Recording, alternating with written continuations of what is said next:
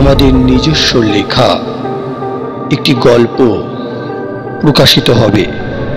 সেই অনুযায়ী আমরা আজকে আপনাদের কাছে নিয়ে এসেছি আদিত্য প্রামাণিকের লেখা আত্মার সঙ্গে আত্মীয়তা। গল্পটি কেমন লাগলো অতি অবশ্যই কমেন্ট করে জানাবেন। শুরু হচ্ছে আজকের গল্প আত্মার সঙ্গে আত্মীয়তা।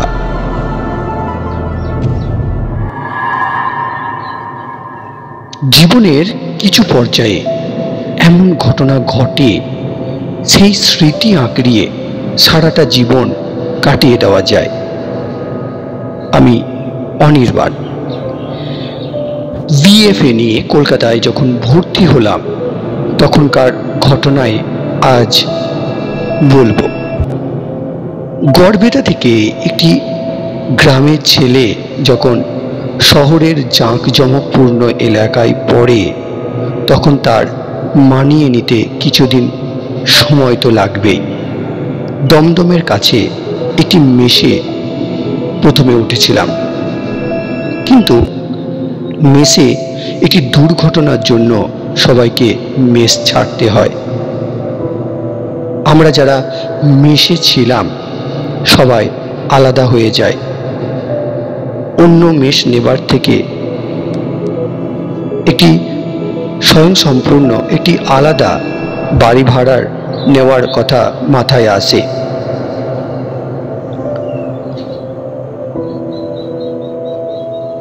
ঘটনাটা আজ থেকে প্রায় 20 বছর আগেকার। তখন 500 টাকায় ঘর ভাড়া পাওয়া যেত, তাই দমদমের কাছেই একটি ঘর ভাড়া পাওয়া গেল, সেটা অনেক খোঁজার পর। বর্তমানে সেটি এখন হনুমান মন্দির, দুটি ঘর, একটি ড্রয়িং রুম ও রান্না করার জায়গা, হাতে যেন চাঁদ পাওয়া গেল। মালিক ঘর দেখিয়ে বলে গেলেন যে মাসের প্রথমে এসে উনি আবার তদারকি করবেন, খবর নিয়ে যাবেন। জিনিসপত্র গুছিয়ে প্রথম দিন বিশ্ববিদ্যালয়ে গেলাম।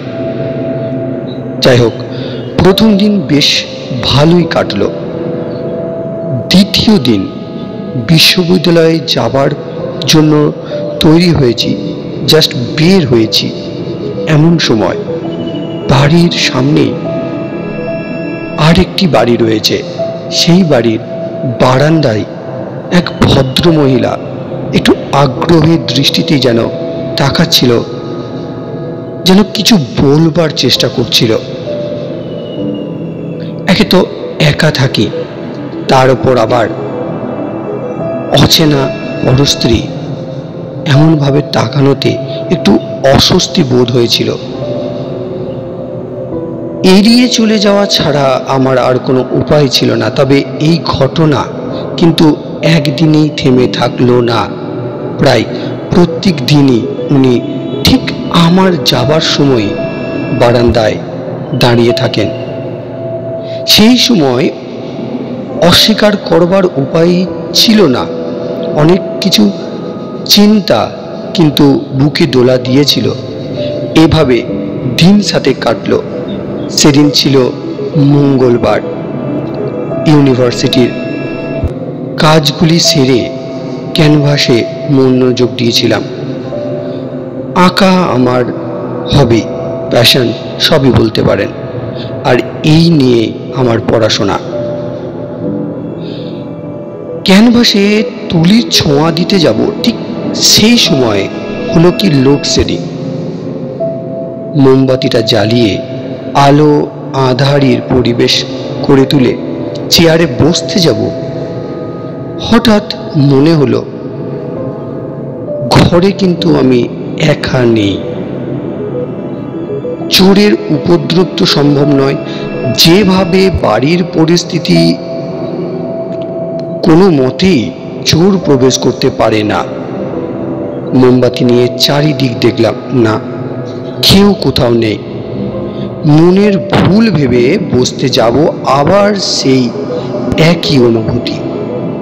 কিছুক্ষণ বাদে মনের ভেতর ভয় মিশ্রিত এক অনুভূতিতে মনে হলো ঘরে যিনি আছেন তিনি কিন্তু পুরুষ নন, কোনো স্ত্রীলোক। কারণ ব্যাঙ্গেলসের আওয়াজ পাওয়া গেল। এইরকম একটা অনুভূতি, যেন ভয়ের সঙ্গে একটা মিশ্রণ বুককে কাঁপিয়ে দিয়ে গেল।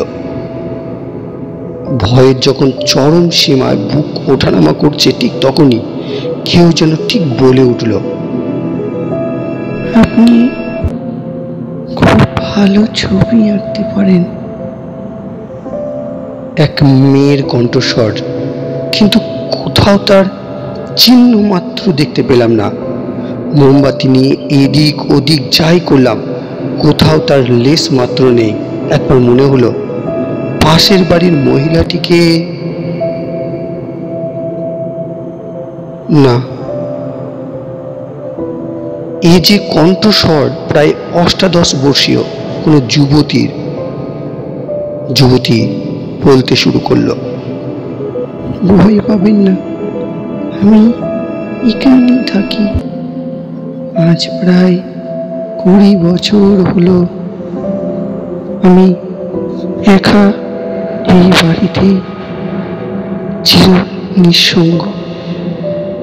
আপনার পাহাড়ের গায়ে গ্রাম, ওই ছবিটা আমার খুব ভালো লেগেছে। হঠাৎ আমার পিছনে রাখা ছবিটার দিকে নজর পড়ল। হ্যাঁ, এটা তো আমারই আঁকা, কিন্তু তাকে আমি দেখতে পাচ্ছি না কেন? মাথাটা কেমন যেন ঝিমঝিম করতে লাগলো। বসে পড়লাম সোফায়। একটু ধাতস্থ হবার পর প্রশ্ন করলাম, কে আপনি? সে নাই বা জানলেন, ভয় করছে? না, মানে ভয় নয়, তবুও। বুঝেছি, কায়াহীন তো, তাই। কিন্তু ভেবে দেখুন না, আপনারও কেউ নেই, আর আমি একা। বন্ধু হওয়া যায় না? বন্ধু? কিন্তু কেন? কলেজে উঠেছে, মেয়ে বন্ধু নেই? না হয় আর একটা হলো। কিন্তু আমি কেন? তাছাড়া আমি তো আপনাকে চিনি না পর্যন্ত।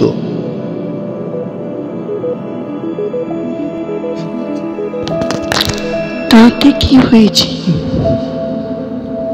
আর এখন তো আমি সব কিছুর ঊর্ধ্বে। জানেন, সব কিছু পাওয়া যায়, কিন্তু মনের মতন কাউকে পাওয়া যায় না। ততক্ষণে একটু ধাতস্থ হয়েছি। আমি যেমন অন্ধকারেও অল্প অল্প দেখা যায়, তেমন নিজেকে ধাতস্থ করলাম।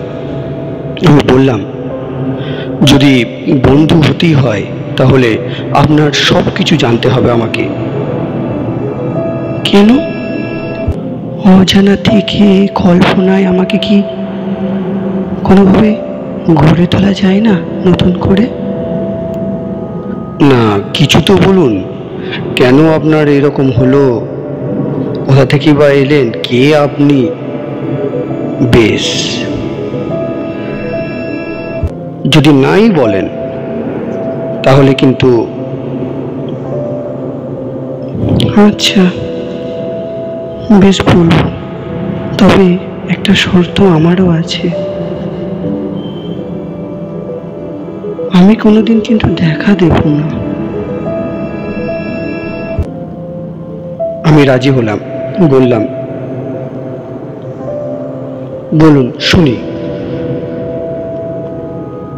আমি কেতকী, এই বাড়ির ছোট ছেলের ছোট বউ। প্রায় জোর করেই আমার অনিচ্ছায় আমাকে বিয়ে দিয়ে দেওয়া হয়। আমার জীবনেও কেউ একজন ছিল, তা কেউ কোনোদিন জানতেও চায়নি, আর জানলেও মেনে নিত না। তবে তাকে আমি সব কিছু উজাড় করে দিয়েছিলাম। সেও আপনার মতো ছবি আঁকতে পারত, খুব সুন্দর। প্রায় না বলেই মামার বাড়িতে নিয়ে গিয়ে মিথ্যা বলে বিয়ে দিয়ে দিল আমার বাবা। সে জানতই না কত স্মৃতি ছিল আমাদের দুজনের। ও বলাই হয়নি, আমার নিশ্চিন্দপুর গ্রামে বাড়ি ছিল, সেখানেই আমার বেড়ে ওঠা। আমার ভালোবাসা স্কুলের বাগানে, নদীর ধারে ওর কাঁধে মাথা রেখে কত সুখের দিন কাটিয়েছি। যেদিন বিয়ের খবর, বিয়ের কথা বলল, আমি একটু হকচকে গেছিলাম। সময় চেয়ে নিলাম ওর কাছে। আসলে বুঝতে পারিনি কি করব। মনস্থির করলাম পরে যে পরের দিনই তাকে প্রস্তাব দেব, পালিয়ে গিয়ে বিয়ে করার। কারণ এই বিয়ে আমাদের কেউ মেনে নেবে না।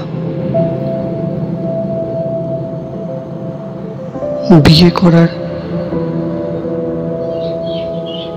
আমাদের এছাড়া আর কোনো উপায় ছিল না, কারণ অসবর্ণ বিবাহ কোনো দিনই আমার পরিবার কোনোভাবেই মেনে নিত না। কিন্তু আর বলা হলো না। বিয়ে হলো, কিন্তু বর আমার ছিল পাশবিক। শরীরটাকে ছাড়া আমার আর কিছুই চাইনি। না বুঝেছে আমাকে। যেদিন মনোকষ্টে ভুগতে ভুগতে অসুস্থ হয়ে পড়লাম, সেদিন আমার প্রয়োজন পড়ালো। সেদিন আমাকে আর সহ্য করতে পারলো না। ওকে আটকানোর কেউ ছিল না। একা বাড়িতে কে আটকাবে? না, সরাসরি খুনও করেনি, শুধু প্রয়োজনীয় ওষুধের পাওয়ারটা 3 গুণ বাড়িয়ে দিয়েছিল। আমার হার্ট রেট চরম বেড়ে যেত, তো সেই হার্ট রেট কমানোর জন্য লো ডোজের একটি ওষুধ দেওয়া হয়েছিল, যার পাওয়ার ছিল 12.5%। সেটাকে 50 পাওয়ারে নিয়ে গিয়েছিল। প্রেশার লো হলো, ধীরে ধীরে হৃদস্পন্দন কমতে লাগলো। একদিন ইন্টারনাল শকে মারা গেলাম। এতক্ষণ আমি চুপ করেছিলাম, মনটা ভারাক্রান্ত হয়েছিল। দেখলাম খুব আকাশে আভা, কিন্তু কিছু একটা জিজ্ঞাসা করতে গেলেই দেখলাম সে আর নেই। বুঝলাম অন্ধকারই তার আবির্ভাব। সারাদিন কাটলো, আবার রাত হতেই তার আগমন হলো। সে অবলীলায় মিশে গেল আমার সঙ্গে। আমার পছন্দ অপছন্দ তার সঙ্গে অনেকটাই মিল পেলাম। বেশ ভালোও লাগতে লাগলো। এইভাবে বেশ কয়েকদিন কাটলো। এখন ভয় নয়, যেন সে না আসলে আমার ভালোই লাগতো না। কেন জানি না আসক্ত হয়ে পড়লাম। সে যেমনভাবে বলতো, তার সেই কাটানো মুহূর্তগুলোকে আমার ক্যানভাসে ফুটিয়ে তুলতাম। কেন জানি না তাকে দেখবার আগ্রহ এবার আমার প্রবল হতে লাগলো। ততদিনে প্রায় 6 মাস কেটে গেছে। একদিন বলবো না করে বলেই ফেললাম মনের কথা। সে স্পষ্ট করে জানিয়ে দিল যে সেটা সম্ভব নয়। তবু আমি জোর করলাম, কিন্তু তাতেও রাজি হলো না।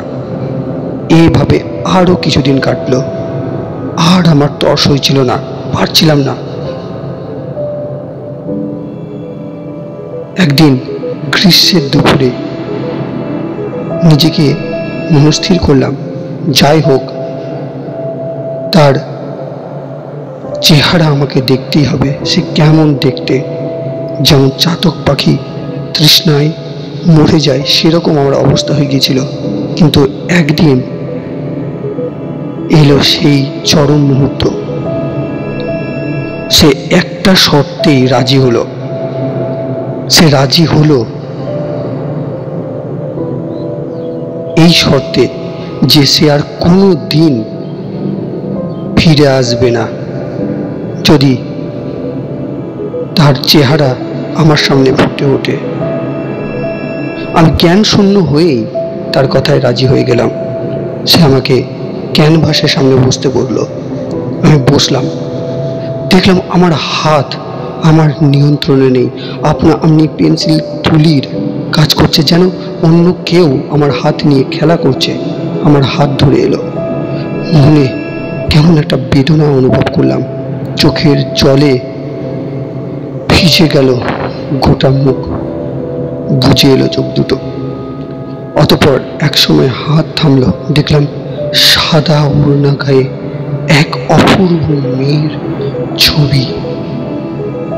কেন জানি না মনে হলো এই ছবি আমার বড্ড চেনা। তাকে আমি চিনি, আমার সঙ্গে তার আত্মিক সম্পর্ক রয়েছে। চিৎকার করে তার স্বরে ডাকলাম, কিন্তু কে কোথায়? সে কথা রেখেছে, সে আর আসেনি, সে চলে গেছে। আমি কি হারালাম এতক্ষণে আমি বুঝতে পারলাম। সারা রাত অনুশোচনায় কান্নায় ঘুরে বেড়াতে লাগলাম।